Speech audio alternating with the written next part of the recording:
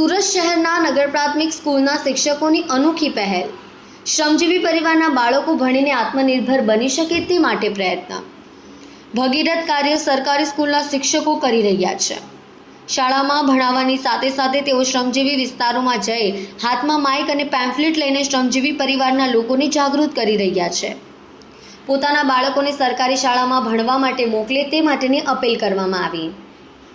સુરતમાં કુલ 55 જેટલી સરકારી મરાઠી શાળાઓ છે. આ તમામ સરકારી શાળાઓમાં સંપૂર્ણ ભણતર સહિત અનેક સુવિધાઓ મફતમાં આપવામાં આવે છે. આ સુવિધાઓનો લાભ શ્રમજીવી પરિવારના બાળકો સુધી પહોંચી શકે તે માટે શાળાના આચાર્ય અને શિક્ષકો જાતે હાથમાં માઇક અને સ્પીકર લઈને પ્રચાર માટે નીકળ્યા.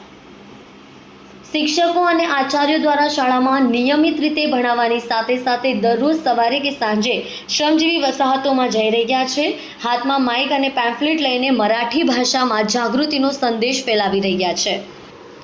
કલ્પેશ રાણા સાથે જોતા રહો ન્યૂઝ 9 ગુજરાતી.